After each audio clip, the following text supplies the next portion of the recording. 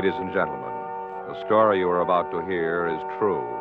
The names have been changed to protect the innocent. Dragnet.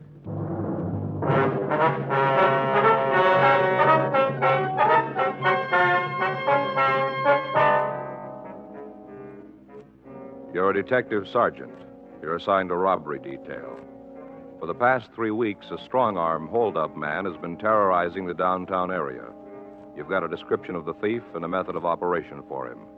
Your job, find him.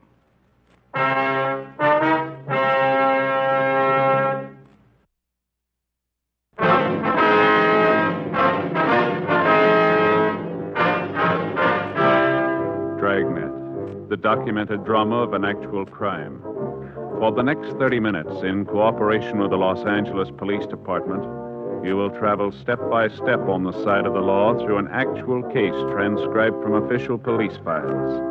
From beginning to end, from crime to punishment, Dragnet is the story of your police force in action.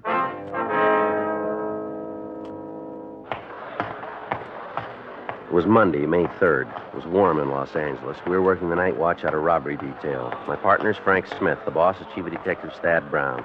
My name's Friday. I was on the way back to the office, and it was 4:02 p.m. when I got to room 27. Robbery. Hi, Joe. Hi. Jim, how's it going? Pretty good.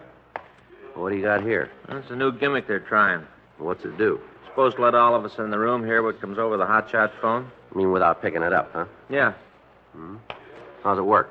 Look, I'll show you. See, this knob here is the volume control. Mm-hmm. You just turn it on, put the phone on it, like this. You have to adjust this little gizmo so it fits the earpiece. That's all there is to it. Where do we hear it? Through that speaker over there. Uh-huh. We've got another one hooked up in the squad room. Well, we ought to be able to hear it any place then, huh? Yeah. You don't have to get up and pick up the receiver. You can hear the whole call. Should make it a lot easier. We going to keep it? We're just trying it out. The way it looks, we'll leave it in. Ought to save a lot of steps. Yeah. Called a phonodeck, huh? Yeah, works good. Lot better than trying to juggle a phone on your shoulder and write at the same time. And the desk man doesn't have to repeat what's said to everybody in the room. Looks all right. I only got one question. What's that? Wilson and Market Street, southeast corner, 211 and Slugging. Never mind. I just got the answer. Huh? It works. Wilson and Market Street, southeast corner, 211 and Slugging.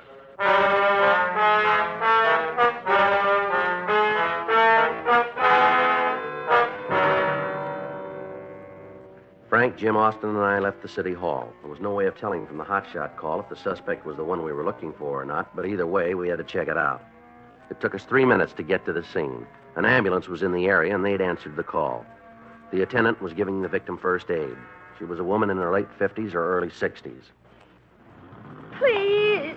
Oh, do something. I can't stand much more. Oh, please do something. All right if we talk to her? Oh. Yeah, make it brief. We got to move her in as soon as we can. All right.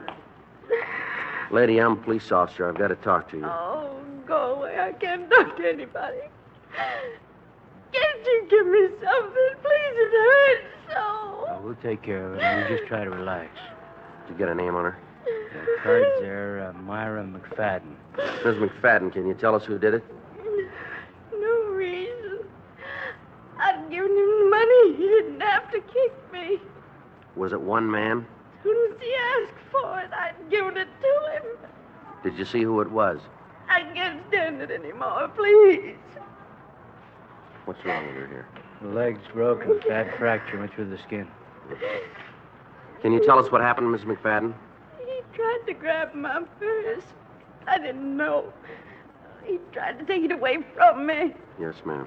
I wouldn't let him have it, and then he kicked me in the back, and I fell. Something happened to my leg. Oh, please do something, please. Just a minute, Miss McFadden. Oh, God, please help me. Excuse me, Sergeant. I have to give her a morphine injection. Sure, right ahead.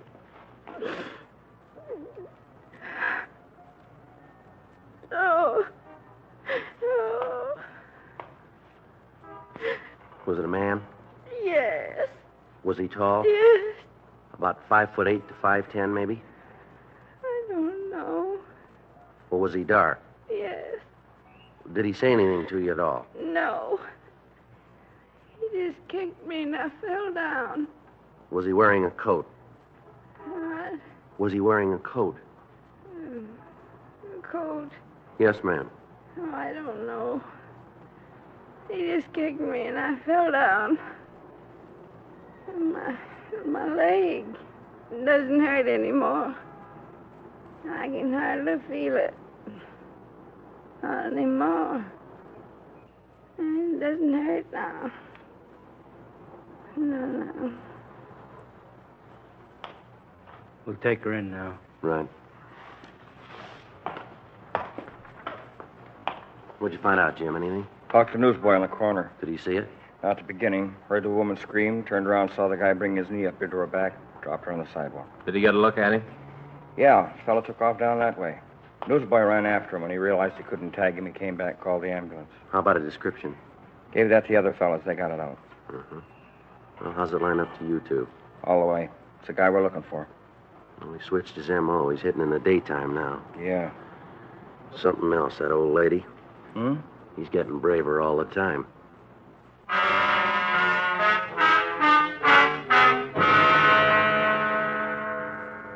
We talked to the witness. From what he told us about the suspect, it was the same person we were after. There was only one change in his method of operation. Instead of waiting for darkness, he was now hitting in the daylight hours. During the time we'd spent on the case, the stats office had made several runs trying to give us some kind of a lead. Everything about the suspect had been checked and rechecked. Special show-ups were arranged, and possible suspects were shown to the victims. In spite of all our efforts, the suspect continued to run free. Wednesday, May 5th, Frank and I stopped for dinner across the street from the city hall. It's a big thing now. What's that? Mambo. Mambo. Dance step. Faye's been trying to get me to learn. She sees it on TV all the time. Mm-hmm. Faye says the man looks sophisticated when he does it. That's what she says, huh? Yeah. You think it would? Would what? Make me look sophisticated. Well, you want me to be honest? Sure, Joe. I don't think anything could do that for you. Well, I'm glad to hear it, old buddy. Mm-hmm. I'll tell Faye. Keep her off my back about taking them lessons. Mm-hmm. Hi, Joe. Oh, hi, Dick. How's it going? Oh, pretty good. Donahoe said you was over here. Uh-huh. It's my partner, Frank Smith. This is Dick Blake, writes for the L.A. Examiner. Hi. Haven't seen you for a while, Frank. Oh, yeah. Hi, Dick. Want a cup of coffee? No, thanks. I just had dinner. You looking for something special, Dick? I'd like to get a story on the strong-arm man you fellas are after. Anything you can give me? No, you got about all of it. What about the McFadden woman? Is she going to be all right? I haven't heard anything. I called the county hospital this afternoon. Yeah? Said her leg's been set. Gonna take some time to heal. They're giving her a new kind of serum. She going to be all right, though, huh? They're not sure yet. They don't know if there's any injury to her spine. Yeah, sure, a rough one. Well, that's the way this guy does business. We've been getting calls for the last 10 days, letters to the editors, everything. Yeah, we get in line, Dick. It's been coming at us from all sides. What do you got on them? Oh, we ought to put out a mimeographed answer to that. It would take a lot of paper. Is there anything I can have? That's no secret. Most of the victims have told us the same story. A guy comes up to him and starts a conversation. About a ride someplace, cup of coffee, anything to slow the victim down from leaving. Uh-huh. First chance he gets, he slams the victim into a wall and asks for the money. Now, before the McFadden woman, he worked at night, didn't he? Yeah. What about his choice of victims? A possible tie-in there? Mm-mm. Not that we can find. Anybody on the street is right. You got a description on him? Yeah, white male American, around 30, dark hair, dark eyes, 165 pounds, 5'8", 5'10". That's a couple of thousand people. Yeah. Now, what about the area he's working? Is there anything there? Well, seems to make most of his pickups down around the plaza. And what about the victims themselves? What do you mean? Well, they usually look like they're carrying money, or No, not all the time. Last week he beat up a serviceman in civilian clothes. He took $44 from him. Kid didn't look like he had a dime in his pockets. what? Yeah. Nothing about this guy fits a pattern, Dick. There's only one thing we can drop in a pocket. He's mean. The way he works, the kick he gets out of beating up a person, it's got to mean more than just money to him. Yeah. Well, one more thing. How close are you? Outside a country mile. Yeah. Half the division's been on his tail. This keeps up, and Metro's going to ask for an increase in budget to hire more men. We got the area covered like rain, and he don't get wet. Well, I got to get back to the office, write something. Try to take it easy on us, will you? Look, we're on your side now. Thanks for the help. Okay, see you around, huh? Right. So long, Frank. Take cool, huh? Yeah. Anything comes up, let me know, huh? We get something, you'll hear about it. Sure like to get a break on the story. Well, we're both even there. Huh? So would we.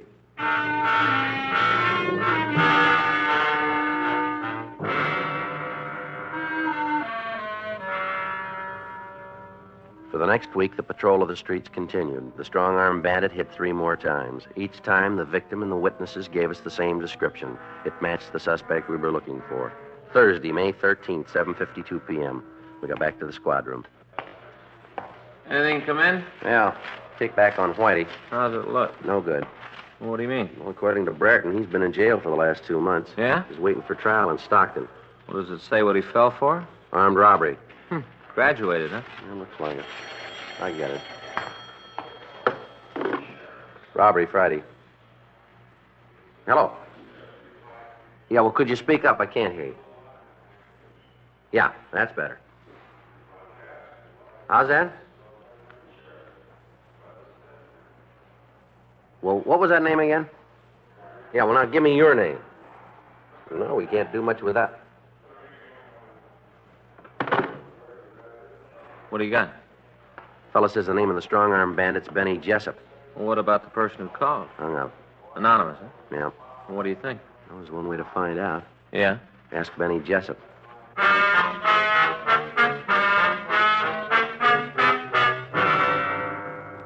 After we checked the name through R&I, Frank and I went out to Benny Jessup's address.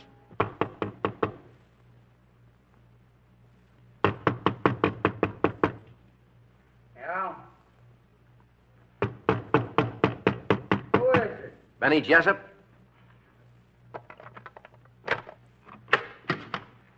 Yeah, what do you want? You Benny Jessup? Yeah. Police officers want to talk to you. You looking for something special? A couple of questions we want to ask you. Sure, I got no beef with the cops. Appreciate it if you keep it short. I got big trouble. But this seltzer might help. Must have got a hold of some bad food. Really. Excuse me. Yeah. What's it all about? You ever been arrested, Jessup? Yeah, look, it'd be a lot easier and faster if I started off telling you I'd been in the route, huh? You guys checked the record before you came up here. You know I fell once for burglary. You know I'm free now. Don't owe nobody nothing. Let's go from there. All right. You got a job? Yeah. What do you do? I'm a candy butcher. What's that? I sell candy. Where? One of the theaters downtown. When do you work? Nights, Name them. Monday through Saturday. What hours? Check in at 4, work till 11, 11:30. How come you're not there tonight? I told you I'm sick. How long you had the job? Oh, a couple of years. Anybody at the theater to back that up? What do you mean? Well, anybody will say you're there. Look, you better tell me what this is about, huh? I'm not hung up on anything. I got no part of any action you guys are in on. Well, it comes down to one thing. If you can prove you're working every night, you're clean. Yeah, I know that now. How do you sell this candy? Hmm? Where are you in the theater when you work? All over, storeroom, lobby, all over. You got a regular stand or you work in the aisles? Stand in the lobby. Somebody there to take the tickets? Yeah? Well, they ought to be able to tell us then, shouldn't they? Tell you nothing. I've been working since I got out of the joint. You go down there and start asking a lot of questions, you're going to cause a lot of trouble. Is that right? Liable to get me fired. Don't worry about it. Yeah, easy to say. You haven't got the job. Better call and check, huh? Yeah. You got a phone? You see one around? Give me the number. I don't know it. You work there, but you don't know the phone number. I forgot. Where is the place? Corner 3rd and Weller. What's the manager's name? You got to talk to him? Now, look, I can do it on the phone or we can go on down there. How do you want it? Name's Woodrum. I'll check it, Joe. Look, you tell me what this is about. If it fits, you'll know. Who turned you on me? What? Look, who tried the box job? You got reason to come up here. I don't know what you're digging for, but I'm not around. Somebody gave you my name, didn't they? We heard it. Who? If we told you the truth, you wouldn't believe it. Somebody I know? That's hard to say. You just need 2 words. What's that? First and last name. We got a call. We don't know who it was from. Person said we were looking for you. And you barrel up here and roust me. You got no rousting. We had to check it out. What is it, a burglary? No. Well, then I'm home free. Only thing I ever fell for. I learned. How about it? You talked to Woodrum? Yeah. What about my job? His alibi hold? He's been there every work night for the last 4 months. I told you that. All right, you're out, but somebody's on your back. Nothing new. I've been carrying a lot of people. All right, Jessup, we'll leave it right there. Keep your nose clean. Thanks a lot, cop. I'm not sure I want you on my team. Huh? Look, what about my job? What did Woodrum say? You got no trouble. What do you mean? He says take care of yourself. Yeah? Be at work tomorrow night. We'll see you around, Jessup. I didn't tell him everything. What? I talked to the manager on the phone. He filled me in. Yeah. You know the guy who called you? Yeah, what about him? He's an usher down there. Yeah. He wants to be a candy butcher.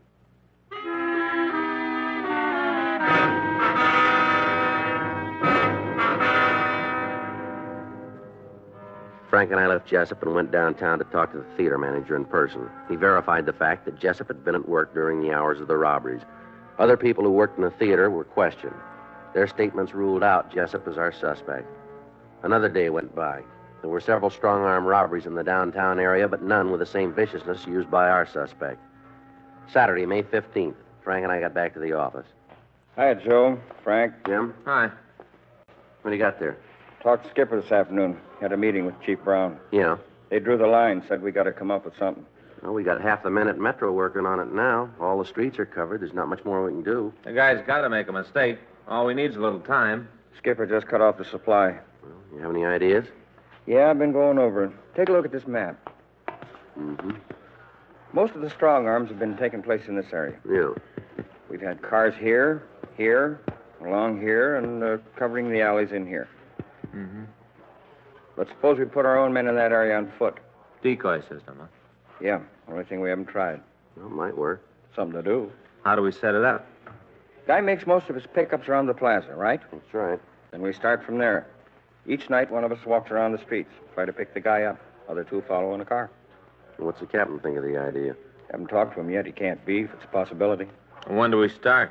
How about tonight? Well, let's go. Wait a minute. Who's going to do the walking? Doesn't make a lot of difference. How about flipping a coin? All right. I ban? Fine.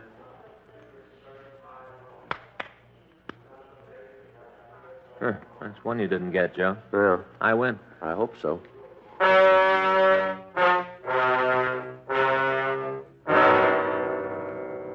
For the next 2 days, the plan was carried out. The thief didn't hit. We began to wonder if he'd quit his operation. Monday, May 17th, while Frank and Jim Austin followed me in Unit 1K80, I acted as decoy. 12:47 a.m. It looked like another wasted night.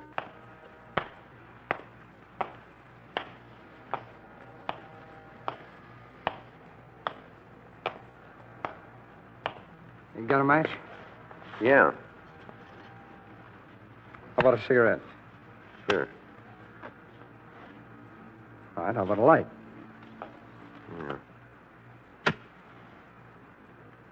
All right. Oh, give me your wallet. Try and take it, huh? Sidney! Sidney!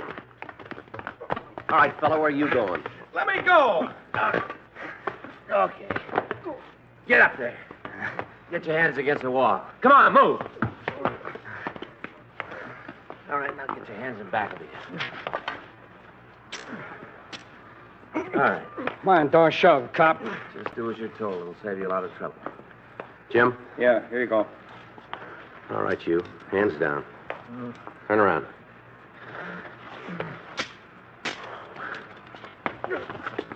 What's your name? Why don't you find out? We will. We want to save time. Giles Schaefer. What's your name, fella? What's your name?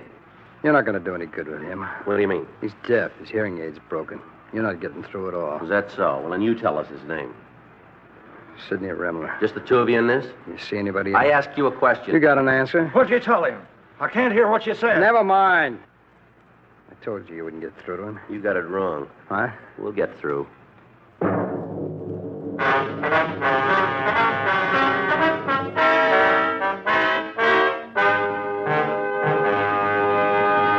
You are listening to Dragnet, the authentic story of your police force in action.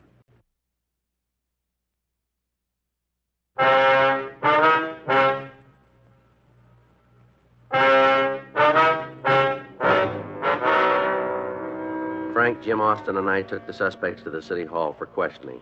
You guys got nothing on us. You're sitting in the wrong place, fella. That right? We got you made on tonight. Time we get through, we'll tag you for at least 10 more counts. You better stick to coffee. Isn't anybody gonna let me know what's going on? Can't you fix that thing We'll for get me? it taken care of. Where do you guys live? Dig, cop. That's what you're paid All for. right, we can do it the hard way if that's how you want it. You're getting no help from me. That works both ways. Oh, you're whistling anyway. You maybe got us for tonight, that's all. What's going on? Oh, shut up. Be careful what you tell them. You guys work alone? You got a reason to think there's anybody else?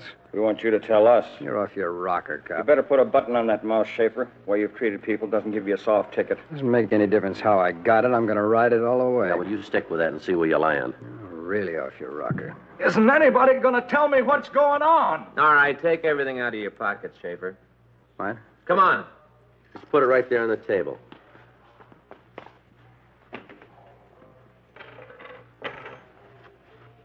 There's a lot of paper there. You always carry that much money?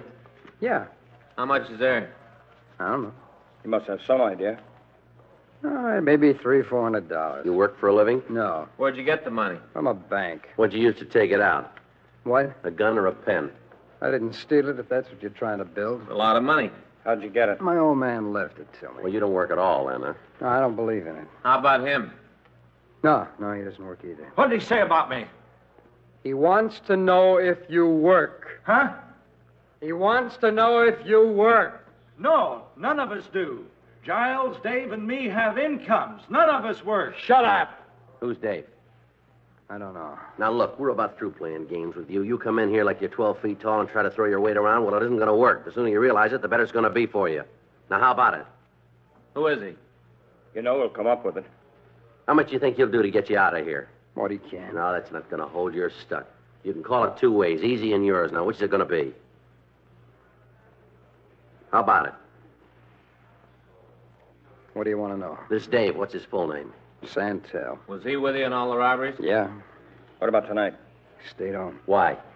He set up all the others. We figured we'd pull this one by ourselves. Where's he now? I don't know, home, I guess. Where's that? An apartment out on Fountain. That's in Hollywood? Yeah. What's the phone number? What are you going to do? Just give me the phone number, will you? Hollywood 98844. I'll dial it. You just talk. You gonna use the gadget, Joe? Yeah, we might as well. We can all listen.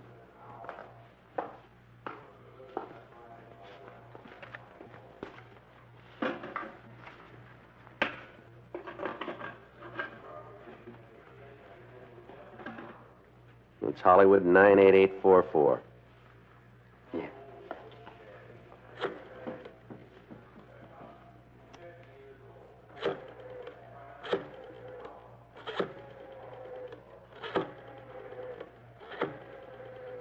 And when he answers, you just talk right into that thing.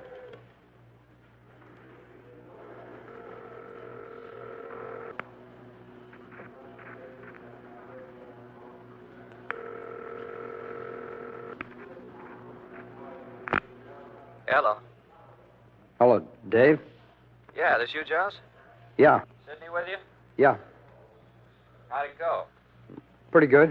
You coming home right away? Yeah. I'll go out and get some beer. I should be back by the time you guys get in. Okay, Dave. We'll see you. As soon as you get home, we'll have a celebration, huh? Yeah, sure. Hey, I tell you what, I'll give the girls a call. Sound all right to you? Yeah, it's fine. Oh, one thing, though. What's that, Dave? You know that Helen always got a couple of crow girlfriends around. You better stop on the way home, huh? What for? Well, see if you can pick up a couple more guys.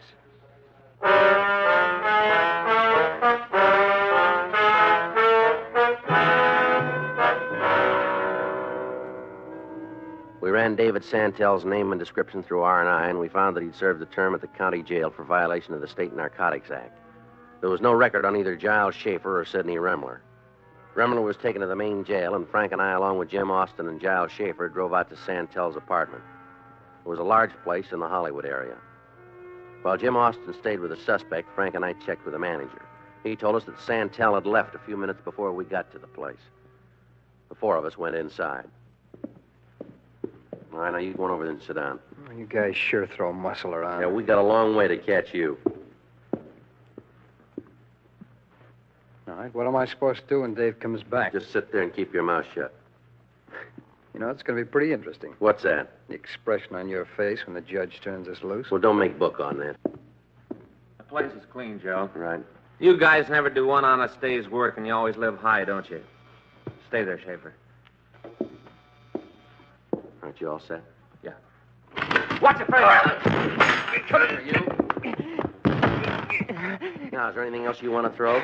No. You cause any more trouble, I'll make a hole in you big enough to walk through. All right, all right. Turn around. He's clean. Put your hands down. You don't need those. I'm not going to give you any trouble. Let's make sure. I told you not to put those on me. Try to muscle us, cop. I got a lawyer. You're going to be on the carpet for this. Time we get through with you, I'll have you walking a beat so far out, you'll be lucky to get home on weekends. You know, you punks make me sick to my stomach. You lean on some old man or woman, you strong-arm a serviceman, you got about as much guts as an underfed worm. Why don't you save it for the court, You sit on your mouth, fella. I'll let you know when I'm through. I'm going to tell you something. You remember what happened to you tonight. You put it on the wire and get it around to the rest of the two-bit bums that work this same filthy operation. You tell them every time they put the arm on an old man, every time they slug a serviceman, they're never going to know. It might be a cop, and if it's not, there'll be 4 of us waiting in the next doorway. So before you roll that next victim, you think about that, will you? You got it all off your chest now? No, I got one more thing for you. You're going to jail, and we're going to drop every book we got on you. There's a mirror in the car. On the way in, you look at it and smile. What for? Be happy you still got all those teeth. The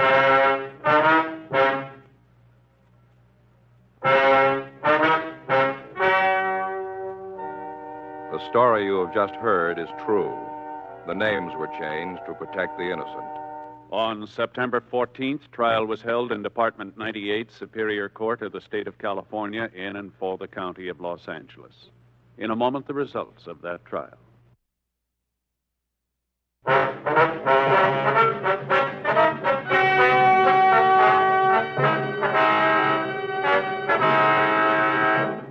Giles Herbert Schaefer, David Arthur Santel, and Sidney Thomas Remler were tried and convicted of robbery in the first degree, 14 counts, and received sentence as prescribed by law. Robbery in the first degree is punishable by imprisonment in the state penitentiary for not less than 5 years on each count. Because of the viciousness shown by the suspects, their sentences were set to run consecutively.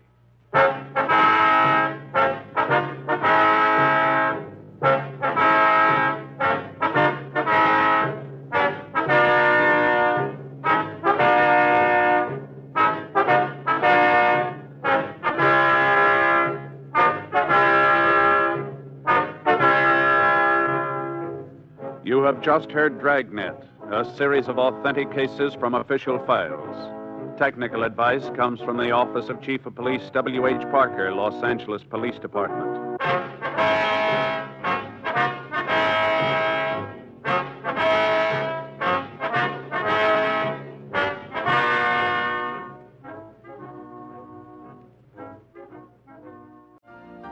You've been listening to the OTR Gold Network. Find more classic radio at otrgold.com.